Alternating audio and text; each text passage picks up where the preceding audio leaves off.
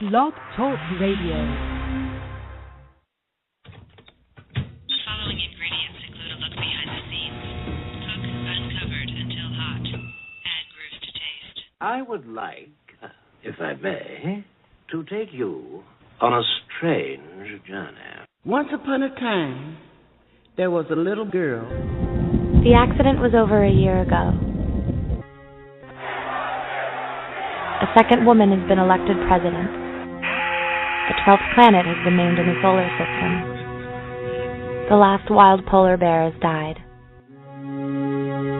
I slept through it all. I was here for my waking. He called it a beginning. He said it was good. I think he may have thought that anything I did was good. Welcome to Transition Radio, live from Wilton Manors, Florida, with your host, Mark Angelo Cummings. And your hostess, Jessica Lynn Cummings.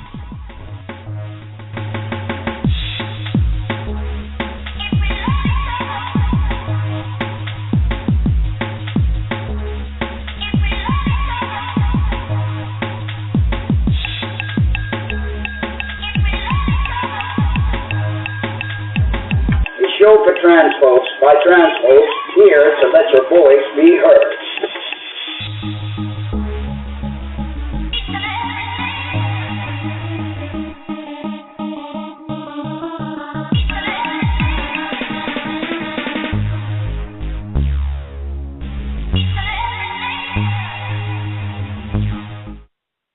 Well, hello and welcome to Transition Radio, live on Tuesday nights. It's Trans Tuesday, and we're so very glad you guys are able to join us. This is the last show for 2013. We're going to go on a 2-week vacation. It's Christmas Eve next Tuesday, and the following week is New Year's Eve, so we're not going to have no radio or TV shows. So the next... So we'll see you next year. Yeah, that's right. So the next show is going to be January 7th. Actually, we do have a TV show this Thursday with Lucas, but we'll talk all about it a little later. Absolutely. Tonight we have Kay Ann My Null, an American author who was born in Milwaukee, Wisconsin, and emerged full-formed behind a keyboard sometime in the 1960s, where she still resides today after a 17-year detour through Southern and Central California on the beach. So before we bring her on, we want to thank our sponsor, thebreastformstore.com. They have everything you could possibly need for your cross-dressing and transgender needs. Visit their website and tell them Transition Radio sent you. Kay Ann's first novel, Ships, written in 2003, was to be the beginnings of many masterpieces. Bringing her characters to life in the pages of her books, she discovered a real talent for writing romance books. She is the best-selling author of the novel Represented, and her other works include long-distance romance, Germanic, and time romance. Her novella, Sapphic Surfer, has been a bestseller, and others such as Sapphic Cowboy, Sapphic Cowgirl, and Ghostly Love have received acclaim. In 2011, she started her infamous Malice series, including an anti-hero killer by the name of Alice. Writing well-researched romance novels with humor and a bit of spice, she plans to travel some more to fuel her ever-hungry keyboard with many more places she hasn't already been in her books. So now let's welcome to our show the amazing Kay Ann My Null. Hi, Kay Ann. Hi. Pleasure to have you on our show. Thank you. You're definitely a powerhouse. You have written so many books, my God, and a lot of them are bestsellers. That is amazing. Well, I have dedicated fans. That is always good. That helps dramatically. And you seem to be a hopelessly romantic. Well, I look at it more as a hopeful romantic. His view was pessimistic. Yours is very optimistic. No, it's not. It's just hopelessly. I don't know. That's the word I use. Someone who's like in love with love, which I think it's a good thing. If we all have that kind of attitude, this will be a beautiful world. So, would you consider yourself a hopeless romantic or a hopeful romantic? I don't know. Definitely hopeful. So, love is that force that unites us all as a species. only tap into this energy source and forget about our ego and our differences, we would definitely be living on heaven on earth. What drives you as a writer? Oh, it's definitely the fans and the fact that they just love what I write. When I get a good feedback on something I've written, and especially if it means something to me personally, like in Germanic, I outlined my cancer that I had a few years back, and so many people wrote me with wonderful stories that it was just so touching. Wow. That is definitely. And so where does your inspiration for a lot of your books come from? From your hopeful romance yourself, or? I don't know. Sometimes it's just a casual conversation. If somebody says something just right, my mind just clicks, and I'm off.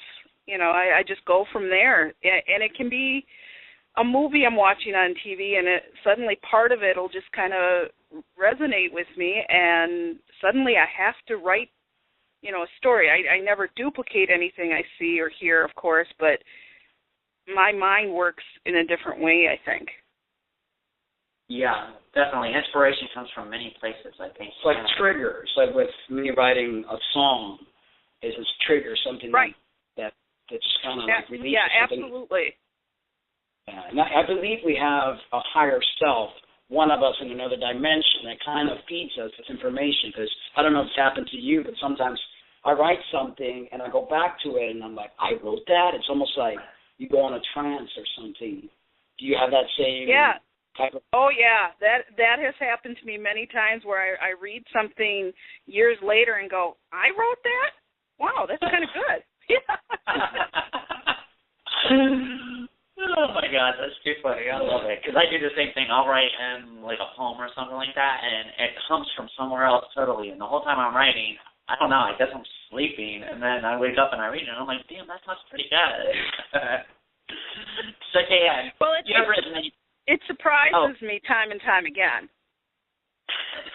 Well, nothing better than surprising yourself, I can tell you that. That's always a good thing. So I really love it. I really love it when I've written something funny, and I'm laughing, trying to type it as fast as I can so I don't lose that train, and then a fan will write me about something I wrote that wasn't really necessarily meant to be funny, but they found it so. So sometimes it's a hit or miss. Well, yeah. Well, if it works, hey. It's the interpretation. It's like you tell somebody, look at this piece of art. What does it mean to you? Everyone interprets art or what they read in a different way, and that's the beauty of being an artist or an author, that you could touch lives in many different ways. Exactly. Oh, yeah. And it surprised me when I first started writing when the comments would come in, and I'd be like, well, that's not exactly what I meant, but okay. I'll take that.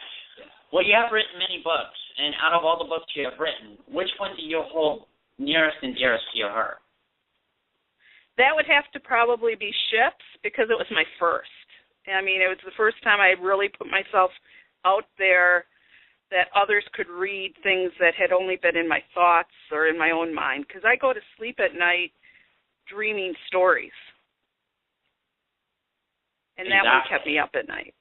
Yeah, that one kept me up quite a bit.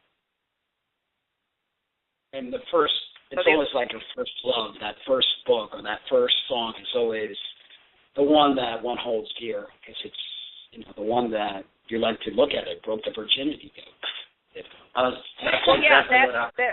one was my freshman attempt, yeah. And I look at it now, and we're looking at releasing it with a second edition because it'll be newly edited and updated in some ways. I mean, it won't it won't lose the gist of the story, of course. It'll just be more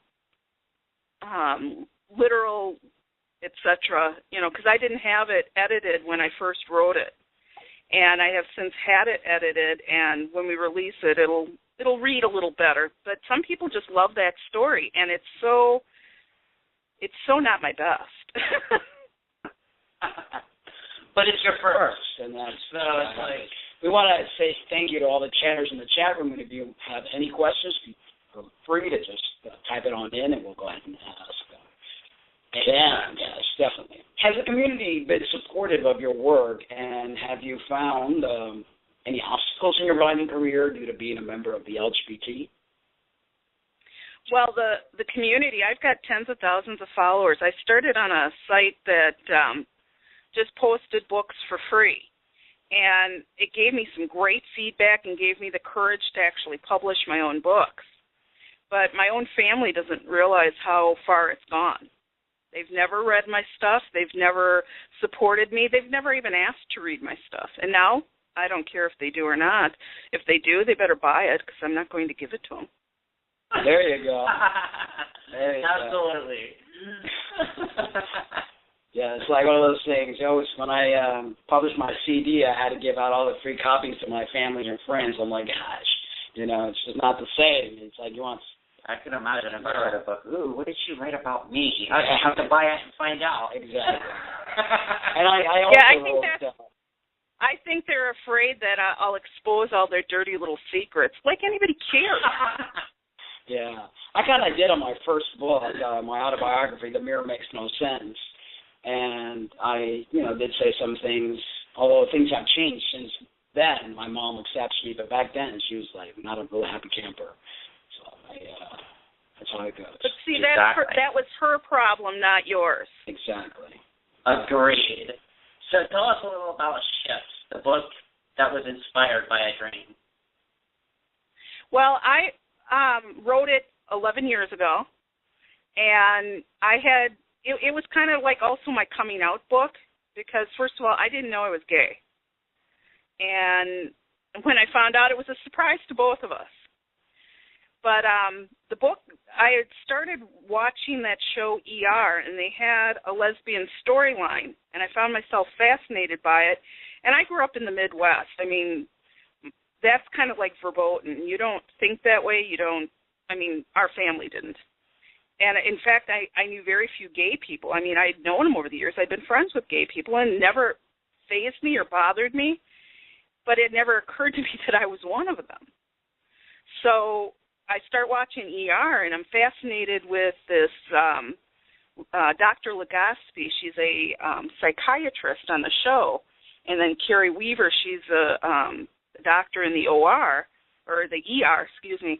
And the storyline, I couldn't watch it fast enough on the reruns. And it was bothering me. It was, what was I thinking, and getting excited to watch it. And then this story came to me so hard, Ships did, that I couldn't sleep at night. And I'm like, well, maybe if I write it out, I'll exercise it from my brain. And that's what I did. And I wrote it in 2 weeks, literally. Incredible. So we have to thank ER for your coming out. Yeah. Well, I also met my girlfriend halfway through it, my very first girlfriend, and made me realize really quickly that, I like women. That's awesome. That is awesome.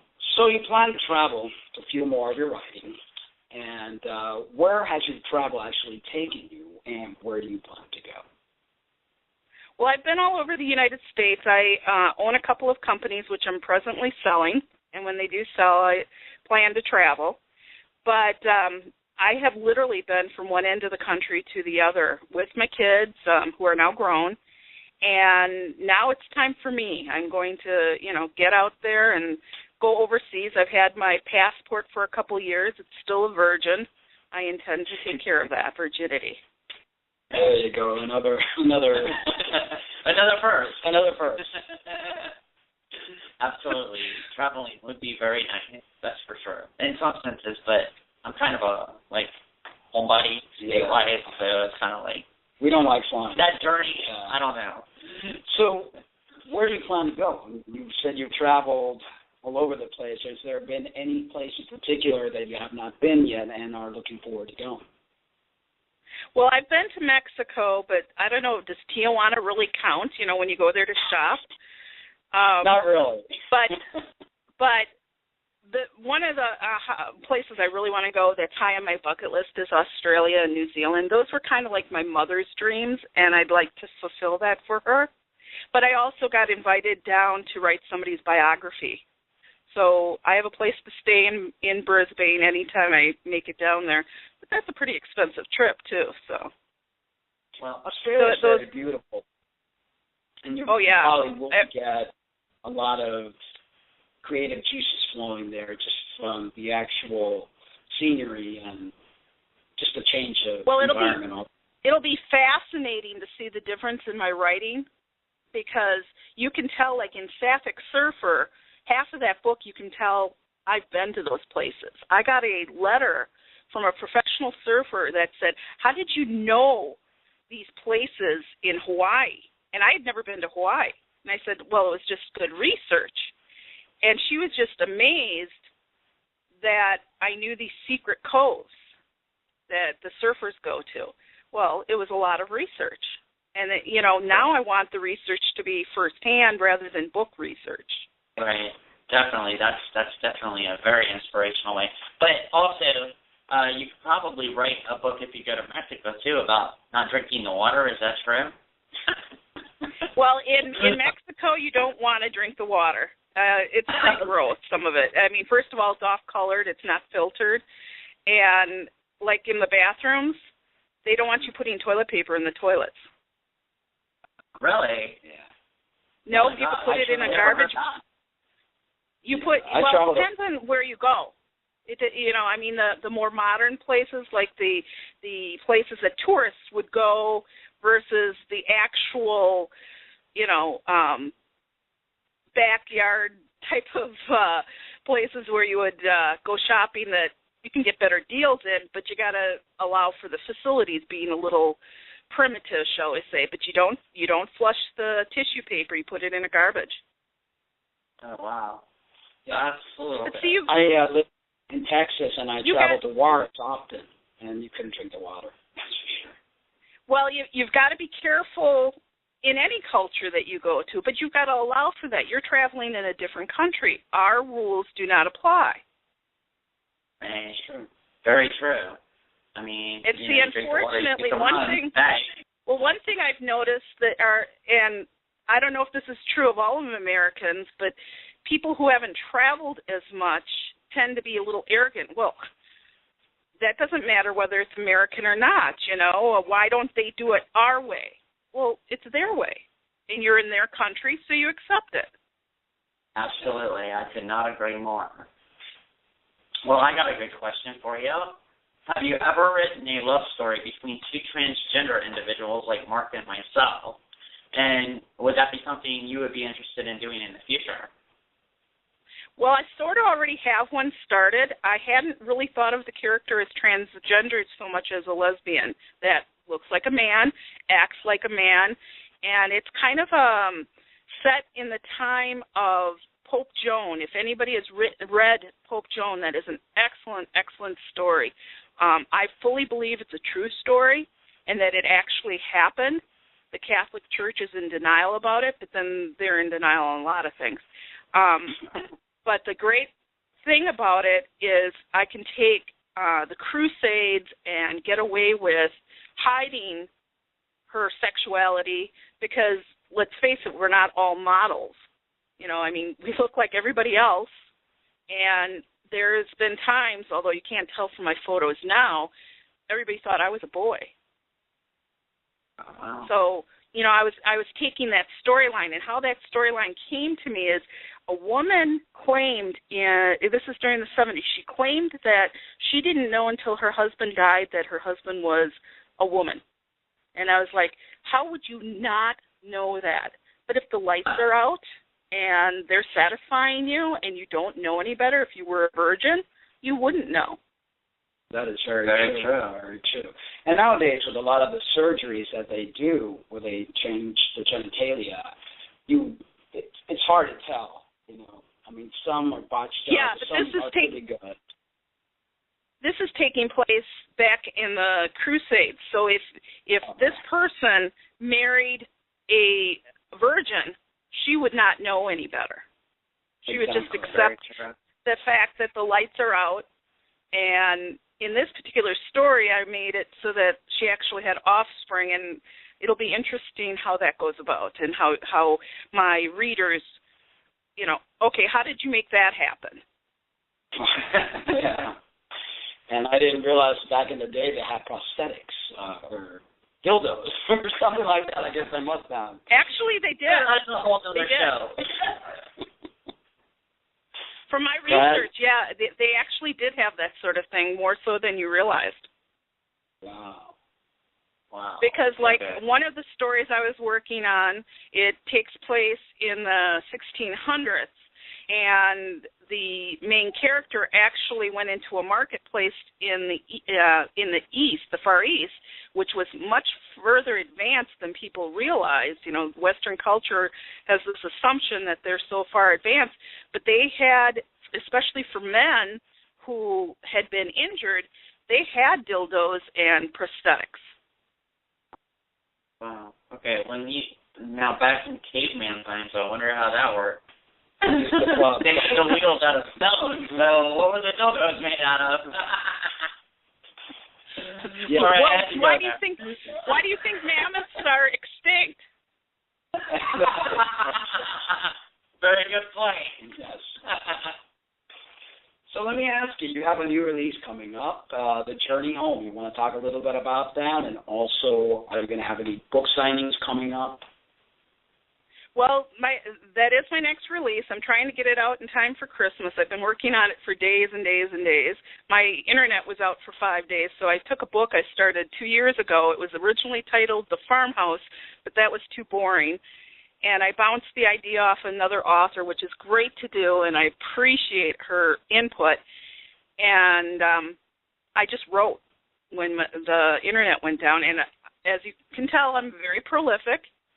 So the book takes place during the Depression and in the backwoods of Wisconsin, where I happen to kind of live now. And the character is just trying to make a living on one of those farms that were literally carved out of the big woods.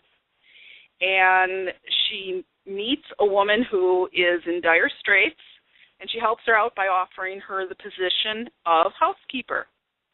And it wouldn't have been thought twice of, that they would share a bed. And over time, she really admires her and falls in love with her, never thinking that it's possible this woman could love her back. And eventually they do get together, and they have to deal with the thought that, they've committed a sin and how that's justified. And it does not say anywhere in the Bible that it's a sin for two women to live or to sleep together. And so I use that as the argument. And then World War II hits, and one of the women has to go off to war to serve because her brother cannot. And all of the story that develops behind all of that. So when the woman comes back to the farm, she finds her partner not only has moved on, but she's pregnant. Oh, wow. And all of the drama behind all of that. My books have a tendency to have lots of twists and drama, but it's based in reality, things that really could have happened. Yeah, well, that's the best kind of books that you've written, actually.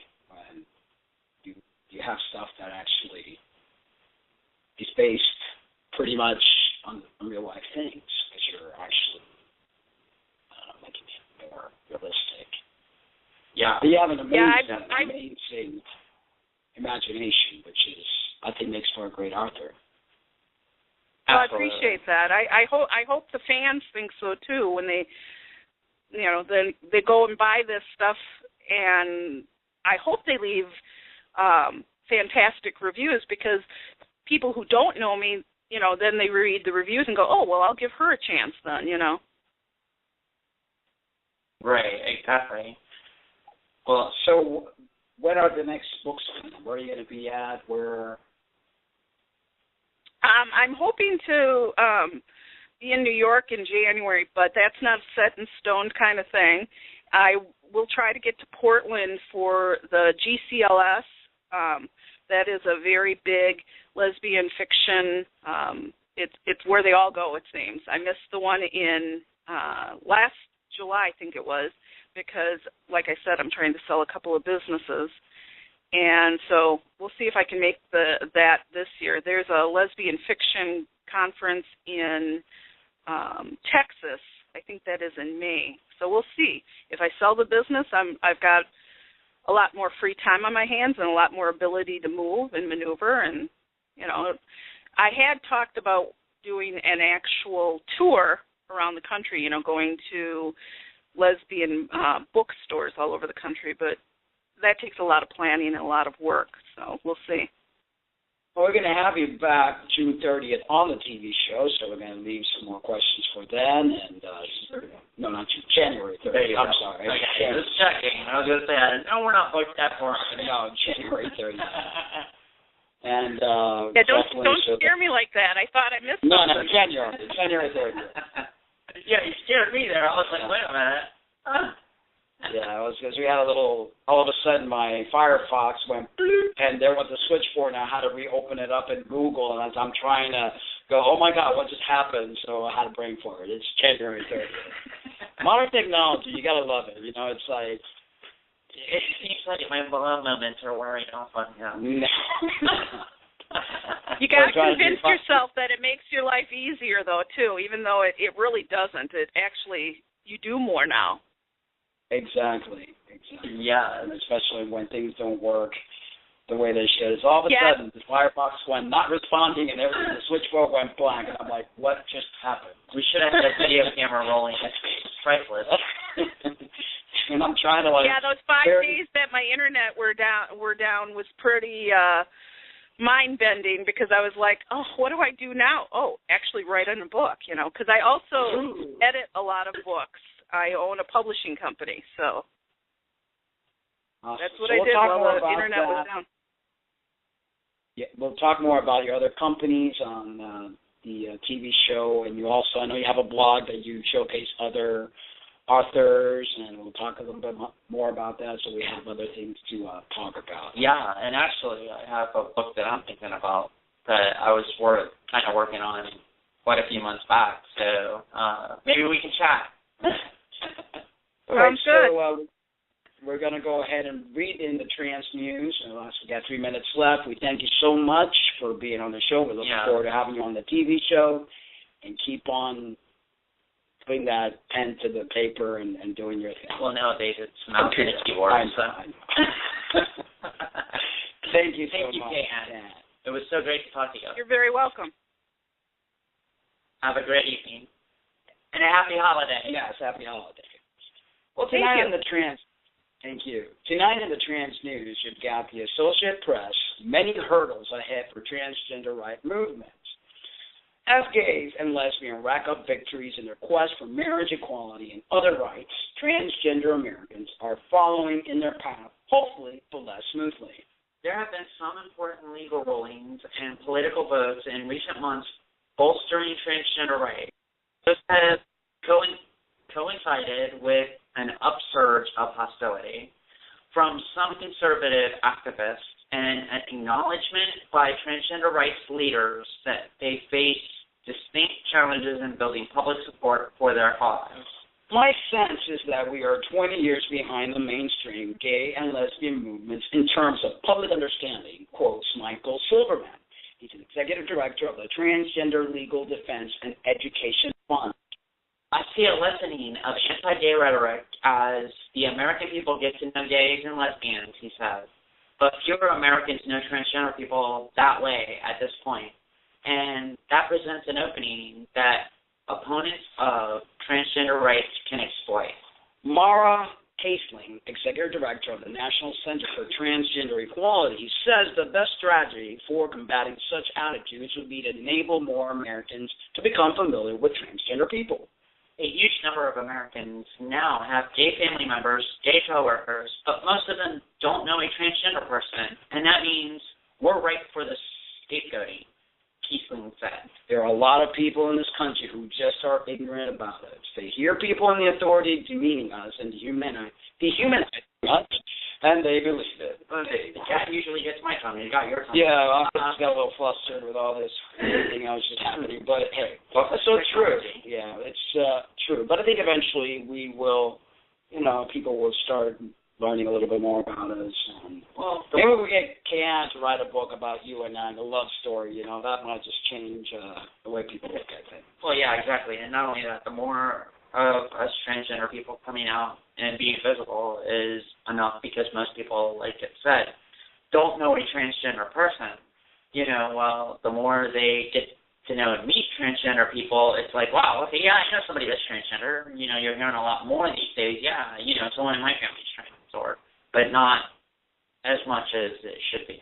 So. Well, we're going to call it quits here. We got a show for you this Thursday with Lucas Silveria. He's from the Clicks. Amazing artist. He's done so many great things, and we've been looking forward to having him on the show. Last time he had to reschedule, so hopefully keep our fingers crossed. He will be on live with us Thursday at 8 p.m. Eastern Standard Time, and that's going to be our last show for 2013. We're going to go on vacation for 2 weeks, and we'll resume January 7th. Yes. All right, thank you, everybody. Thank you, all chatters. Thank you, Kate. Merry Christmas and Happy New Year. Merry Christmas, Happy New Year. So all a good night. But remember, we love you. But remember to always love yourselves, too. Good night. Good night, and see you next year. That's right.